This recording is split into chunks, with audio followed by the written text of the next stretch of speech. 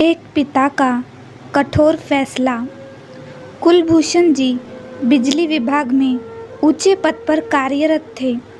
उनकी पत्नी अपने तीनों बच्चों के साथ गांव में ही उनकी मां, बाबूजी एवं बड़े भाई के साथ रहती थी। बेटा राहुल और रोहित बड़े थे। बेटी सुधा सबसे छोटी थी। सभी गांव के स्कूल में पढ़ने जाते थे। बच्चे थोड़ा बड़े हुए तो कुलभूषण जी को लगा कि गांव में बच्चे बिगड़ रहे हैं, उनकी पढ़ाई ठीक से नहीं हो रही है। उन्होंने अपनी पत्नी और बच्चों को अपने साथ बनारस लाने का फैसला किया।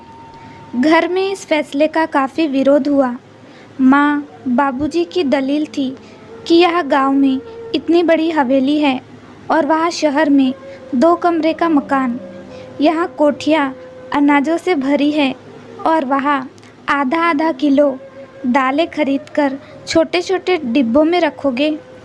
परिवार साथ रहेगा तो खर्चा भी ज़्यादा होगा और फिर लोग क्या कहेंगे। उस समय अपने परिवार को अपने साथ शहर में रखना बुरा माना जाता था, परंतु कुलभूषण जी को यह समझ में आ गई थी कि गांव में बच्चों का कोई भविष्य नहीं है। घर वालों को एवं अड़ोस पड़ोस के बुजुर्गों के लाख विरोध के बावजूद कुलभूषण जी नहीं माने। बच्चों को उच्च शिक्षा एवं अच्छे संस्कार मिले, इस उम्मीद से तीनों बच्चों का दाखिला शहर के बड़े एवं नामी स्कूल में करवाया। पत्नी राधा ने घर पर मोर्चा संभाला।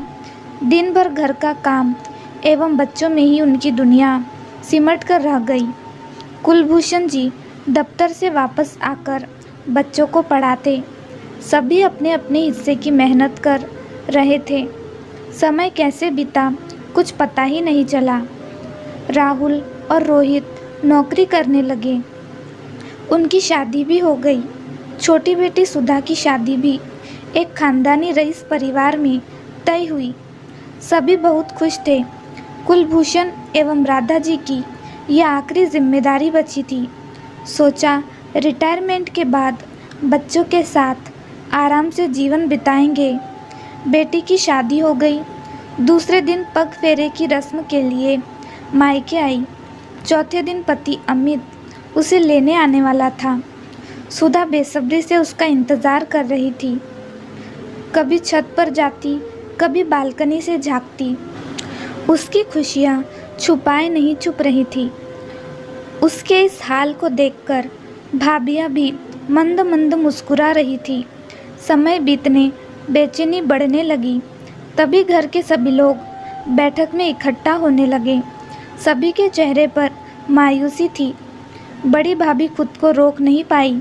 सुधा से लिपटकर फफक फफक कर रोने लगी। सुधा को समझते देर ना लगी कि कुछ अनहोनी हो गई है, पर जो उसके साथ हुआ था उसकी कल्पना भी नहीं की थी। आते समय अमित की गाड़ी का एक्सीडेंट हो गया था और वो इस दुनिया में नहीं रहे। ये सुनकर उसे लगा उसकी दुनिया तो बसने से पहले ही उजड़ गई।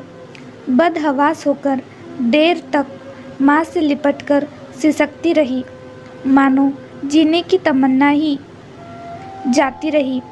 कुछ दिन मायके में रहने का फैसला किया।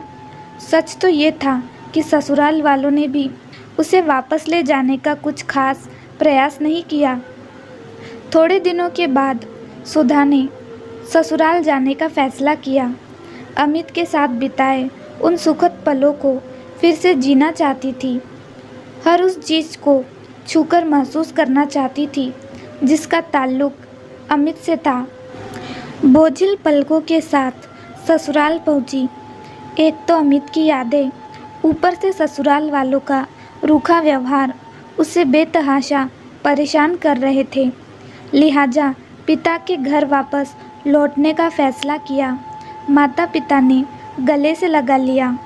कुछ दिनों तक तो सब कुछ ठीक ठाक चलता रहा, पर भाभियों को सुधा का वहाँ रहना अखरने लगा।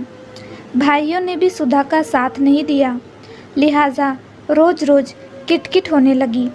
एक दिन सुबह सुबह राधा और कुलभूषण जी ने चाय का प्याला उठाया ही था कि बड़े बेटे ने ऊंची आवाज़ में कहा, पिताजी अब आप बंटवारा कर ही दीजिए, हमें हमारा हिस्सा चाहिए। कुलभूषण जी ने बेटे की तरफ देखा और नहाने चले गए। बहुत शांत थे, मानो उन्हें इस बात का एहसास हो गया था कि बहुत जल्द ये सब होने वाला है। माँ से बहुत देर तक बहस करने के बाद बेटे भी अपने अपने दफ्तर चले गए। शाम को जब घर लौटे तो देखा एक ट्रक पर उनका सारा सामान लदा हुआ है और उनकी पत्नियां मुंह लटकाए खड़ी हैं। भागकर पिता के पास गए और पूछा, ये क्या है पिताजी? पिता ने कहा, मैंने बंटवारा कर दिया है। ये घर मैंने अपने खून पसीने की कमाई से बनवाया है, इसलिए ये घर और अपनी पूरी संपत्ति सुधा को देने का फैसला किया है। तुम दोनों को अपनी जायदाद से बेदखल करता हूँ। तुम दोनों के लिए यहाँ कोई जगह नहीं है। बेटे गिड़गिड़ाते रहे पर पिता ने उनकी एक ना सुनी और अपने फैसले पर अडिग रहे। किसी पिता के लिए ये फैसला लेना कितना मुश्किल रहा होगा, किन परिस्थितियों में उन्हें ऐसा करना पड़ा होगा। जिन बच्चों की खुशियों के लिए उन्होंने अपना सब कुछ न्योछावर किया, उन बच्चों को भी मुसीबत के समय माँ बाप का पूरा साथ देना चाहिए और उनका सहारा बनना चाहिए। कहानी कैसे लगी हमें ज़रूर बताएं दोस्तों। चैनल पर नए हैं तो लाइक शेयर सब्सक्राइब ज़रूर करें।